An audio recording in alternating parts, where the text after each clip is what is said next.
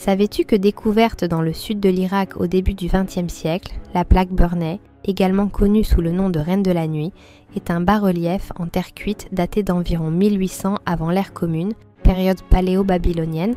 Elle représente une figure féminine ailée, nue, tenant des anneaux et des baguettes, flanquée de chouettes et de lions.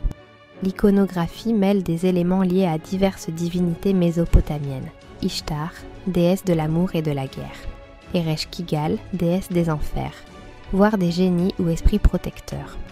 Son identité précise reste débattue dans les milieux académiques, ce qui ouvre l'espace à des interprétations ésotériques. Une tradition alternative y voit Lilith, la reine nocturne, non pas une simple succube médiévale, mais une entité primordiale aux racines babyloniennes profondes, bien antérieures à son apparition dans la Kabbale. Dans l'interprétation de la Chaos Gesia, cette plaque ne représente pas la luxure, mais l'indépendance radicale de l'esprit. Le corps nu n'est pas une offrande, mais un défi. Les ailes rouges ne promettent pas l'envol, elles le réalisent. Lilith y apparaît non comme une tentatrice pour masculinistes frustrés, mais comme celle qui refuse la soumission. Celle qui habite la nuit non par punition, mais par choix stratégique. Les chouettes symbolisent la perception qui perce les illusions.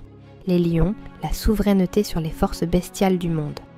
Elle n'est pas contre l'ordre, elle incarne un autre ordre, plus ancien, plus cru, celui du chaos intelligent, lucide, où l'instinct et la volonté marchent côte à côte. La plaque Burney, dans cette lecture, devient une icône sorcière, un sceau d'émancipation. Lilith n'est pas une figure négative, mais l'archétype de la femme qui se souvient de sa divinité. Elle n'attend pas qu'on lui donne la parole. Elle vole le nom de Dieu et parle en langue de feu depuis les marges. Elle n'est pas bannie, elle règne ailleurs, depuis le cœur des enfers, là où résident les sorcières.